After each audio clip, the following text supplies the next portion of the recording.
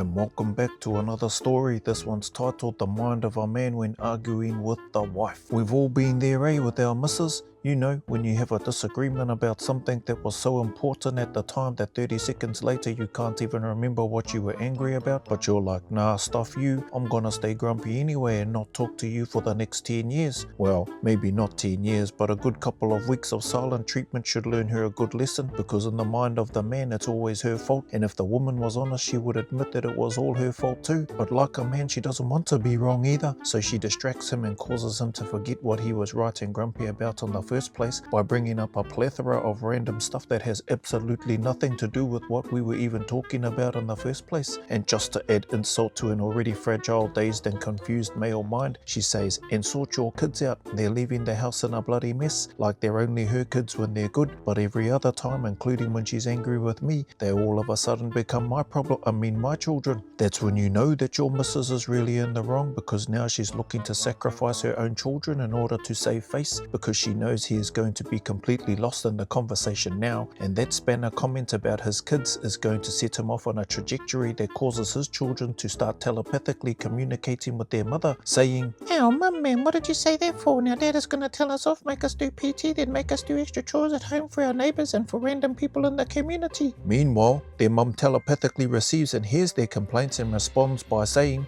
"I'm so sorry, my babies, but Mummy was losing this disagreement again and I couldn't let Dad win, so I had to bamboozle his simple brain, which meant throwing you 6 children under the bus because your dad actually wanted 12 children, but it's alright for that egg because he's not the one who has to do all the work." To which the kids telepathically replied, "Oh, Mum, man, stop, we don't want to hear all that stuff." Then, finally, I managed to identify a gap in their telepathic conversation and said, "Oi, as much as I like saying the word telepathic and telepathically in this story because I think it makes me sound heaps more smarterer than I actuals am, that's enough of that rubbish. You fellas need to stop it, because although I have a wide and diverse, not to mention extensive understanding of the English vocabulation, I'm now bloody confused as hell about what your fellas' mother and I were even arguing about. So now you kids can hurry up and go for a shower because you look smelly, and make sure you brush your teeth too. Then once you finish that, get stuck into the chores. Do the dishes, clean the windows inside and out, clean all the rooms, do the vacuuming, get all the laundry done, mow the lawns, do the edges, weeding needs to be done, clean the gutters and the roof and sweep the driveway. Once you finish all the chores, and make sure you bloody do them properly out, then have a 30-minute break before you start your training session. Once your training is over, get cleaned up, have something to eat, time is your own for an hour. After that, go to Nana's and do her lawns, gardens, gutters, driveway and anything else she wants you fellas to do, and then get back home and I'll find more work for you fellas to do, okay?" To which the kids give an auditorable, "Yes, Dad, yes, Dad,